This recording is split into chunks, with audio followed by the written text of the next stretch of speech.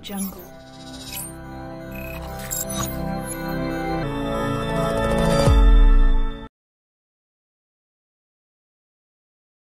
Oke, assalamualaikum warahmatullahi wabarakatuh. Halo teman-teman, bertemu saya lagi, Frandi. Di video kali ini saya akan memberikan video study case pengalaman saya bagaimana membangun aset digital berupa channel YouTube yang telah menghasilkan passive income miliaran rupiah. Mau tahu pembahasannya selengkapnya? Mari simak video berikut ini.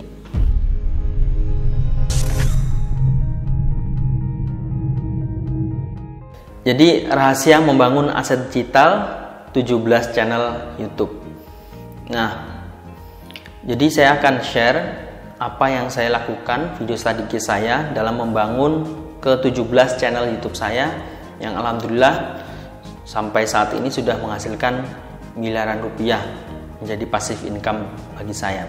Nah, rahasianya dalam membangun aset digital ini saya buat dalam bentuk mind map-nya ya. Yang pertama kita butuh mindset yang benar, right mindset. Nanti yang kedua nanti saya akan sedikit menceritakan pengalaman saya terjun jatuh bangun di YouTube. Kemudian yang ketiga adalah tahapannya. Nanti saya akan menjelaskan tahapannya apa mulai dari para persiapan sampai membangun tim yang militan.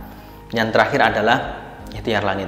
Nah, yang pertama kita sebelum membangun digital asset yang nilainya menurut saya sangat bernilai, maka yang harus kita pahami bersama adalah mindset kita, gitu ya, mindset yang benar. Karena kalau kita sudah salah mindset, ini nanti akan ngaruh ya ke cara kita membangun aset digital ini. Jadi bagaimana mindset yang benar saat kita membangun digital asset di channel YouTube ini? Jadi mindset kita harus meletakkan atau menganggap, memperlakukan channel YouTube ini layaknya sebagai aset-aset yang lain. Kalau kita kenal, aset yang ada sekarang itu adalah aset konvensional dan aset digital. Aset konvensional tuh misalkan kos-kosan gitu ya. Terus kemudian mesin atau apapun yang menghasilkan. Kalau kita bicara definisi aset itu adalah sesuatu yang kita miliki, yang dia bernilai dan bisa memberikan manfaat buat kita. Itu adalah aset. Nah, maka channel YouTube itu mindset kita juga harus sama. Kita perlakukan dia sebagai sesuatu yang bernilai dan dia akan memberikan manfaat kepada kita. Gitu ya. Jadi kayak misalkan kos-kosan, membangun kos-kosan, misalkan ya kita perlakukan dengan benar juga di channel ini. Jadi bukan hanya sekedar main-main. Gitu ya. Kalau mindset kita benar, maka kita akan memperlakukan channel ini dengan sebaik-baik mungkin, gitu ya. Layaknya bisnis-bisnis kita yang lain, gitu, yang bisa menghasilkan nanti kedepannya passive income buat kita. Gitu. Jadi sejak awal saya sudah memperlakukan YouTube ini sebagai sebuah aset digital. Gitu. Dari awal itu tidak mencoba main-main gitu ya. Kalau internet marketer biasanya itu lagi main apa itu? Jadi kesannya kayak sekedar main gitu ya. Main, nyoba ini gagal, ganti lagi nyoba yang lain, gagal. Gitu. Sehingga ya hanya main-main dan hasilnya pun juga nggak bisa serius gitu ya. Tapi kalau mindset kita sudah memperlakukan channel ini sebagai sebuah sesuatu yang berharga, aset, sebagai sebuah bisnis, maka nanti akan berpengaruh terhadap bagaimana kita nanti akan memperlakukan channel, bagaimana tindakan-tindakan kita, action-action kita di berikutnya. Nah, ini tadi sudah saya sebutkan ya, aset adalah sesuatu yang kita miliki, yang bernilai dan bisa memberikan manfaat. Nah, setelah mindset kita benar, maka kita harus menentukan target. Kita sebenarnya pengen berapa passive income yang kita hasilkan dari channel YouTube. Kalau kita nggak punya target, ini juga akan mempengaruhi semangat kita. Karena kalau sudah menghasilkan misalkan 1 juta, karena kita sebelumnya nggak punya target, ya udah seneng gitu ya. 1 juta per bulan udah seneng. 5 juta per bulan, wah seneng banget. 10 juta per senang, wah seneng banget gitu ya. Nah, kita tentukan target kita. Target itu harus besar. Gitu. Target itu harus besar dan itu harus kaku, nggak boleh direvisi. Misalkan target saya mendapatkan passive income dari channel YouTube 100 juta per bulan, maka itu harus kita pegang erat. Maka target itu harus kaku, nggak boleh dirubah. Yang wajib fleksibel itu adalah caranya. Cara ini nggak bisa, coba cara gini. Akhirnya kita eksperimen itu ada di caranya harus fleksibel. Tapi target goal itu harus kaku, nggak boleh dirubah dan harus besar gitu ya. Misalkan contohnya 100 juta, kita akan mendapatkan passive income, pendapatan per bulan tanpa harus bekerja keras lagi, itu itu 100 juta misalkan. Pertanyaannya, butuh berapa channel untuk dapat passive income 100 juta? Gitu ya. Ini mempengaruhi goal kita, mempengaruhi aksi-aksi kita. Ini saya akan sedikit cerita pengalaman saya selama di YouTube. Jadi saya pertama kali itu terjun di YouTube tahun 2013. Saat itu saya melakukan fase trial error, berbagai macam cara, bagaimana sih menghasilkan uang gitu saat itu ya, menghasilkan uang di YouTube tuh bagaimana. Saya mencoba berbagai macam cara, dan YouTube saat itu masih tidak seramai sekarang gitu ya. Saat itu masih sepi, artis-artis juga masih belum banyak yang masuk YouTube gitu ya. Jadi masih dan peraturan YouTube pun masih longgar gitu ya, masih sangat longgar. Jadi kita masih gampang lah mendapatkan uang saat itu, tahun 2013 itu di YouTube masih sangat gampang. Nah, ketika udah trial error selama kurang lebih 2 tahun, akhirnya di tahun 2015 itu saya menemukan sebuah metode yang pas, yang saat itu channel saya, salah satu channel saya itu bisa menghasilkan 60 juta per bulan hanya dari satu channel. Yang lainnya juga berkembang tapi nggak sampai 60 juta, mungkin yang lain juga 3 juta, 5 juta gitu ya per bulan. Saat itu saya punya 5 channel. Saat itu saya sudah mulai mengenal ya cara kerjanya YouTube ini seperti apa, algoritmanya bagaimana, dan faktor apa saja yang bisa meranking sebuah video. Itu tahun 2015. Saat itu saya sudah punya rumusannya. Nah, tapi di akhir tahun 2016 ini ada badai ban dari YouTube, ada badai banned dari YouTube, dan banyak sekali YouTuber dan konten kreator yang kena imbas pada saat itu, termasuk saya. Jadi channel saya yang menghasilkan puluhan juta itu per bulan juga kena imbas, termasuk yang tadi udah terbiasa menghasilkan 60 juta per bulan, kemudian tiba-tiba kena banned gitu ya. Saat itu banyak sekali YouTuber dan konten kreator yang menyalahkan YouTube ya, dan bertanya-tanya kenapa salahnya dan segala macam gitu. Dan saat itu juga saya sempat karena channel saya sudah lenyap semuanya, kelima channel saya lenyap. Saat itu saya sempat vakum dari dunia per-YouTubean karena kaget gitu ya, kaget.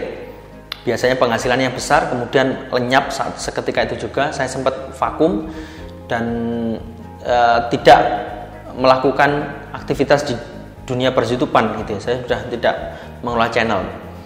Tapi alhamdulillah di pertengahan tahun 2017 saya mulai bangkit lagi, belajar mulai dari kesalahan. Saya pelajari dulu kenapa ya salah saya apa sebenarnya sehingga channel saya ini di-ban gitu ya. Dan mulai membangun channel saya lagi mulai dari nol itu pertengahan tahun 2017. Terus 2017, 2018, 2019, alhamdulillah sampai saat ini saya sudah total sudah memiliki 17 channel, dan alhamdulillah sudah menemukan sebuah strategi agar bisa banjir viewer dan banjir subscriber dengan cara organik dan tanpa ribet mikirin ide konten. Nah, gitu. Sehingga alhamdulillah saat ini dengan 17 channel ini sudah menghasilkan passive income buat saya. Kenapa saya sebutkan passive income? Karena totally untuk saat ini saya sudah hampir tidak memegang channel saya. Mungkin aktivitas saya hanya menganalisis gitu ya. Kadang melihat earning, ngecek earning gitu ya, ngecek dashboard gitu ya. Semuanya sudah dikendalikan dikelola oleh tim saya. Jadi di video kali ini memang saya akan membahas ya tahapannya bagaimana sih membangun sebuah aset digital, bagaimana membangun 17 channel, awalnya dari 1 channel, 2 channel, terus berkembang sampai jadi 17 channel, dan itu menjadi aset digital yang menghasilkan passive income bagi saya. Tahapannya paling tidak ada 7 step gitu ya, 7 step, mulai dari pra-persiapan, kemudian persiapan, lanjut kemudian membuat konten dan upload video, kemudian melejitkan channel, memaksimalkan revenue stream, manajemen profit, dan terakhir adalah membangun tim militan. Nah, langsung saja di fase yang pertama adalah pra-persiapan. Di fase pra-persiapan ini PR kita adalah memilih niche yang pas buat kita. Memilih channel, memilih niche yang kemungkinan itu akan bisa jangka panjang, bisa long term, dan bisa menjadi digital asset buat kita.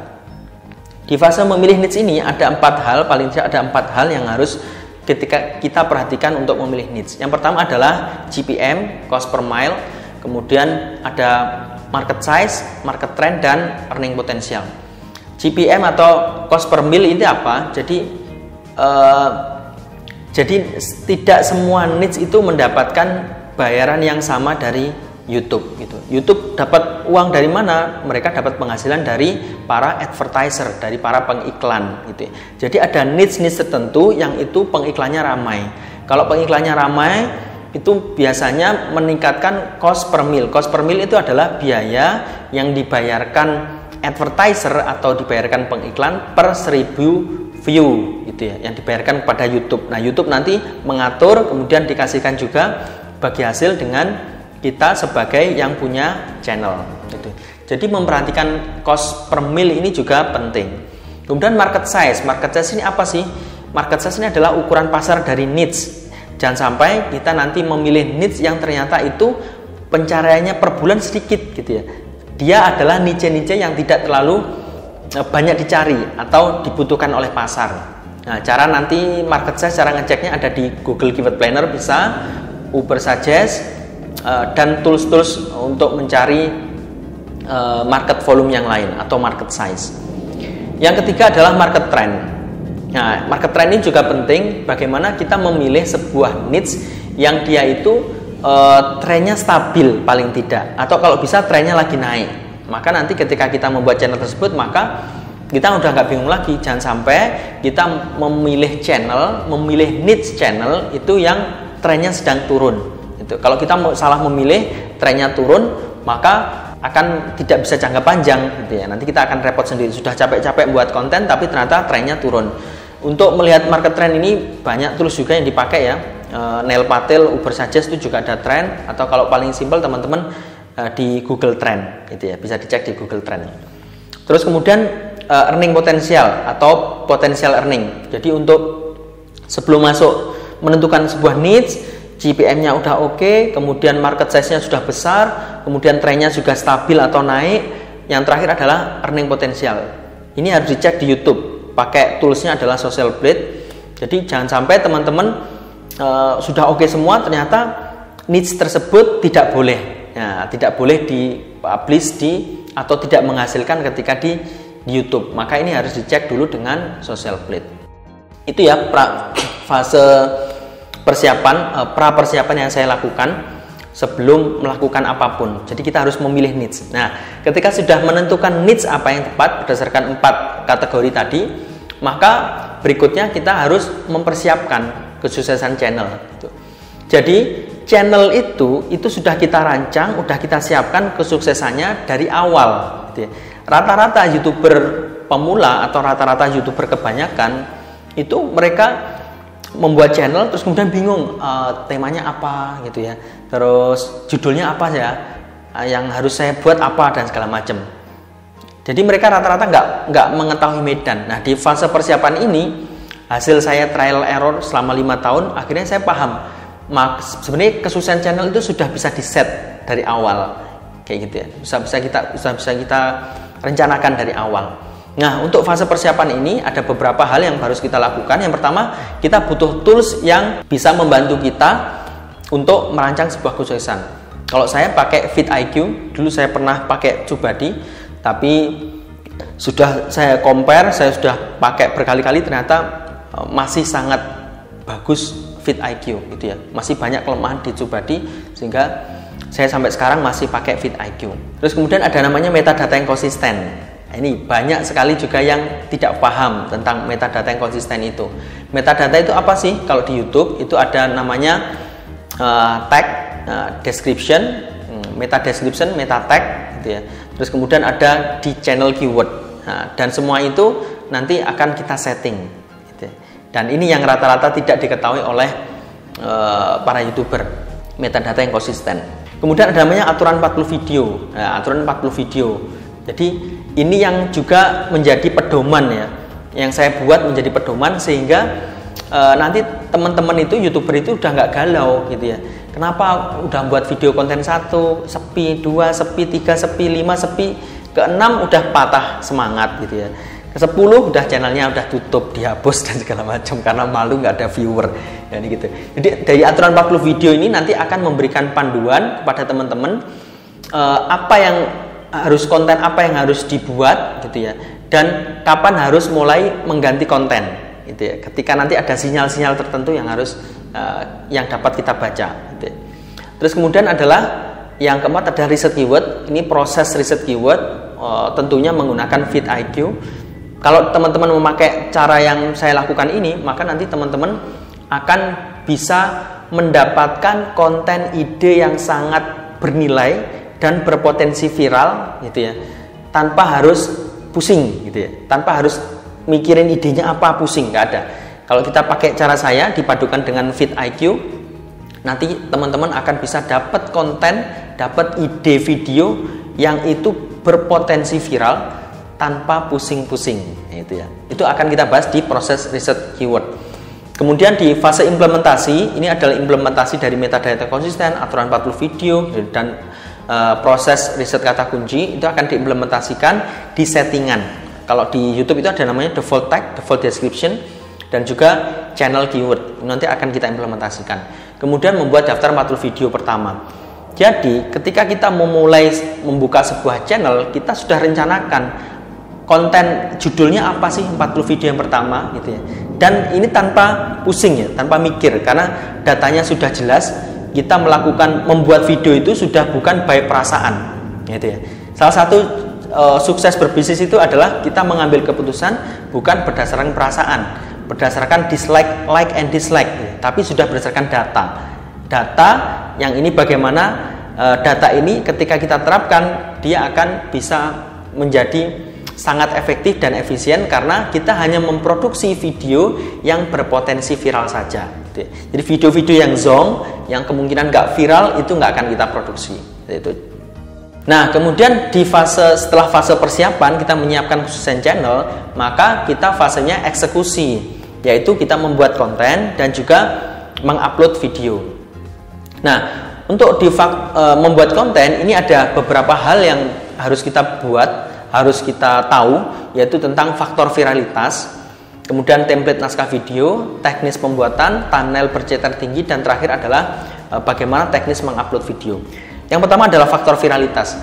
Jadi sebuah video itu bisa viral, bisa trending, itu tidak ada yang kebetulan gitu ya. Semuanya ada faktor-faktor yang mempengaruhi sehingga konten tersebut bisa viral. Nah, paling tidak ada 5 ya faktor viralitas video itu. Yang pertama adalah session time, kedua watch time, ketiga itu adalah audience retention, keempat adalah CTR, dan kelima adalah audience engagement. Itu yang mempengaruhi faktor dari viralitas sebuah video. Jadi kalau kita pengen video kita yang kita buat itu menjadi viral, maka harus memenuhi 5 kaidah yang tadi. Kedua adalah template. Kita harus membuat template naskah video. Ini untuk menyederhanakan banyak hal. Kalau teman-teman nggak punya template, ya nggak apa-apa sih nggak ada template, tapi itu prosesnya akan lebih lama gitu. Sedangkan ada template ini lebih sederhana, apalagi ketika kita nanti sudah masuk fase scale up, kita mau men-scale up channel kita mau men-scale out channel kita, ini akan lebih mudah ketika ada template sehingga itu bisa menjadi panduan buat tim kita. Terus teknis pembuatan ini otomatis ya, kita teknis pembuatan, jadi ada SOP pembuatan video yang seperti ini, jadi gitu ya. Ada SOP yang harus kita dijalankan nanti buat video editor. Berikutnya adalah thumbnail bercetar tinggi. Jadi untuk membuat thumbnail itu ada hal yang harus diperhatikan agar CTR-nya tinggi. CTR itu penting nggak? Oh penting, karena tadi mempengaruhi salah satu faktor dari viralitas. Maka CTR yang disebut CTR tinggi itu minimal adalah 5%. Kalau masih di bawah itu, maka masih ada yang harus diganti di thumbnail. Nah, thumbnail yang bagus paling nggak ada 2, yaitu dia pertama dia harus menggugah emosi, yang kedua dia harus membuat penasaran, gitu ya. 2 itu minimal. Dan yang terakhir adalah upload video. Di proses upload video ini kita nanti ada banyak hal ya, memasukkan judul, bagaimana menentukan judul yang menarik gitu ya, sehingga CTR-nya tinggi, kemudian bagaimana memasukkan deskripsi yang bagus, kemudian memasukkan tag yang bagus, kemudian mengganti thumbnail, dan seterusnya sampai membuat card, membuat end screen gitu ya. Sehingga itu semua kita lakukan dalam rangka untuk mengoptimasi sehingga video yang kita buat itu nggak sia-sia gitu ya.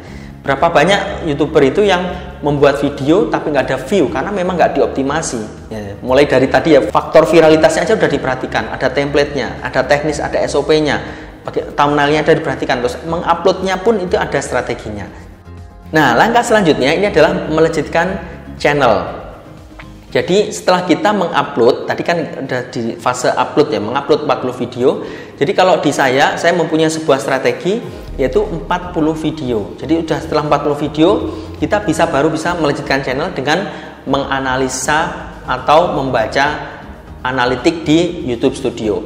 Jadi salah satu cara terbaik untuk melanjutkan sebuah channel, men-scale up dan men-scale out channel itu tidak lain, yaitu caranya hanya satu.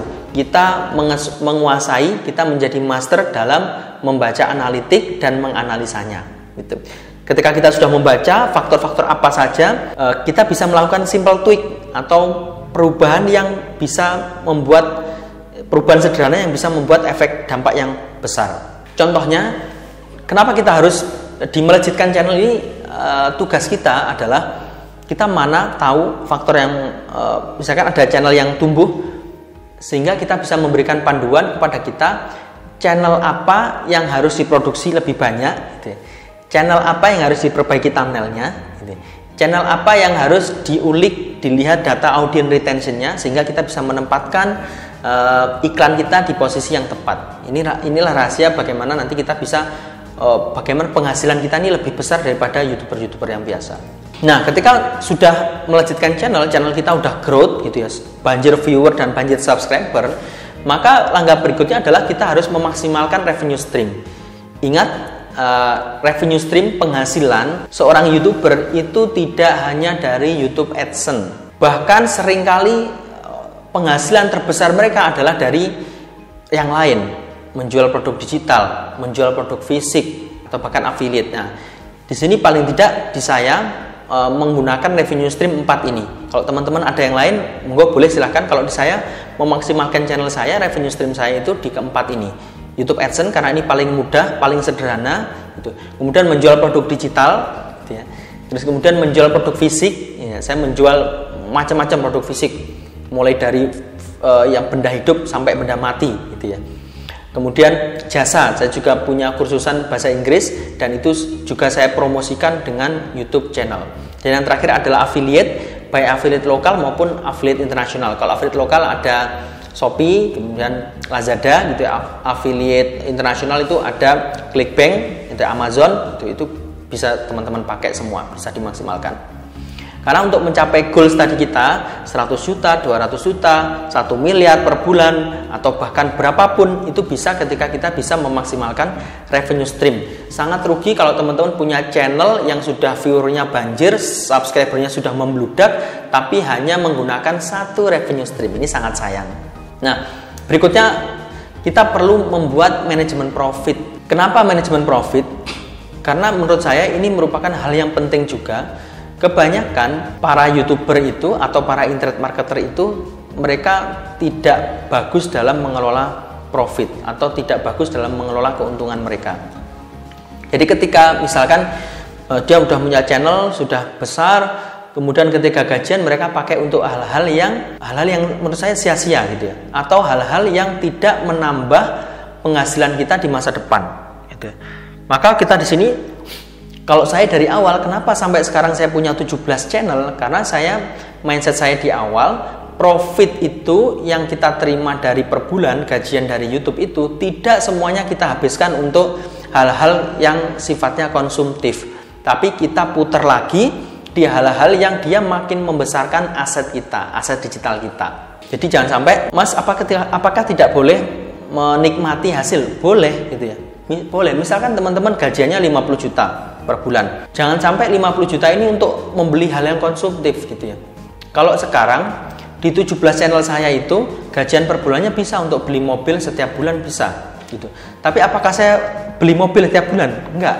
Saya putar lagi untuk menambah channel, kemudian untuk training tim, untuk kemudian membuat sistem ini bisa lebih bagus, sehingga harapannya agar penghasilan kita setiap bulan itu terus meningkat gitu ya.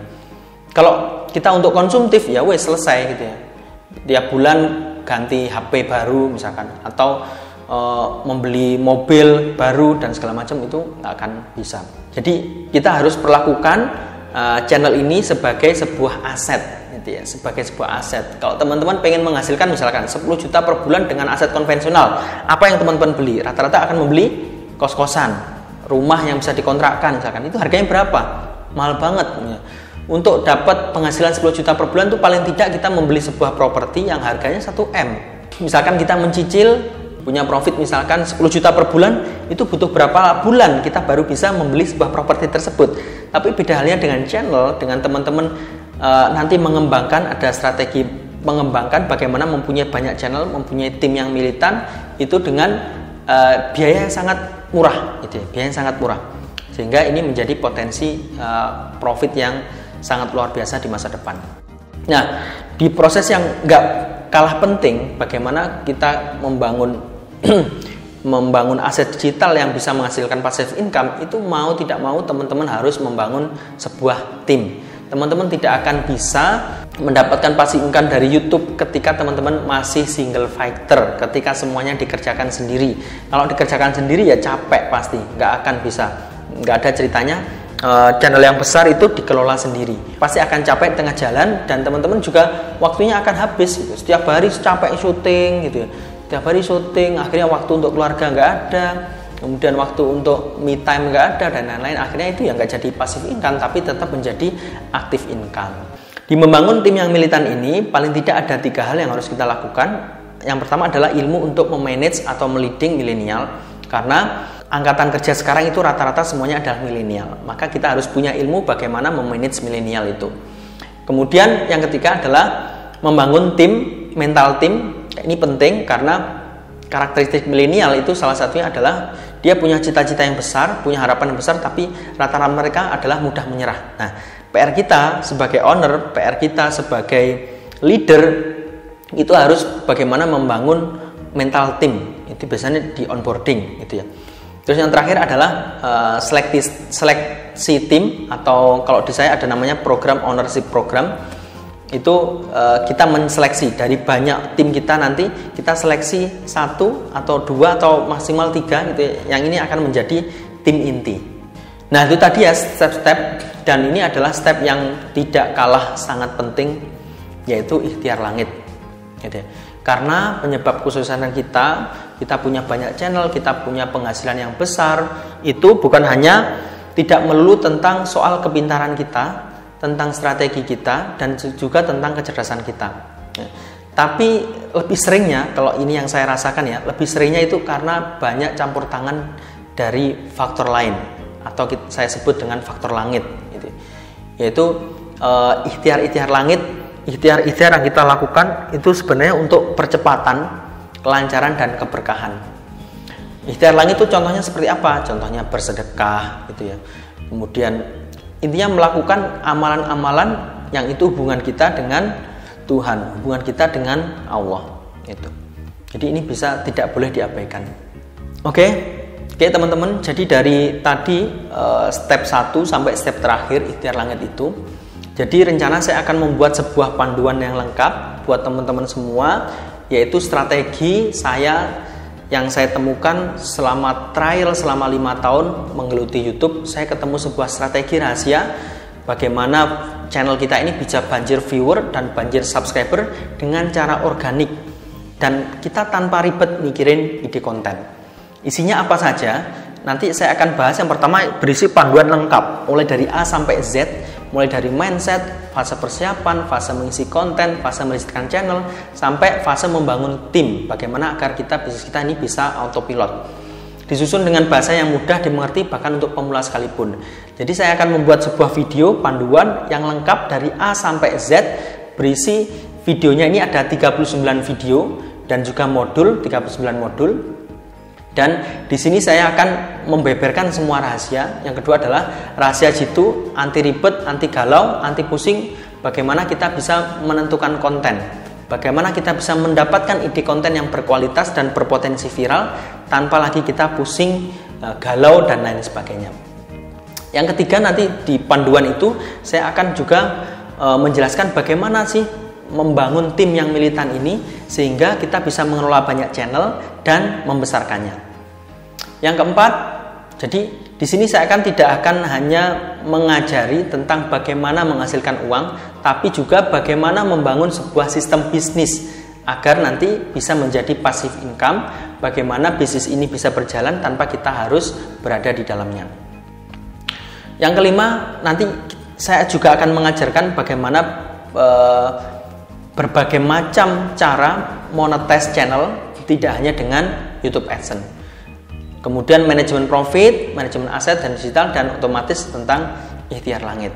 Dan semuanya itu nanti akan saya buat panduannya dalam bentuk e-course, ada member area, kemudian ada video, ada modul, dan insya Allah itu akan saya launching nanti di hari Senin tanggal 17 Agustus 2020. Jadi masih ada waktu sekarang.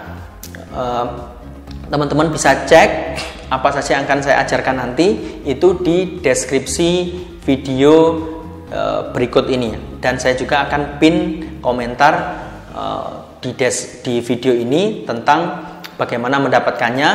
Tapi launchingnya nanti teman-teman catat tanggalnya, yaitu di tanggal 17 Agustus 2020.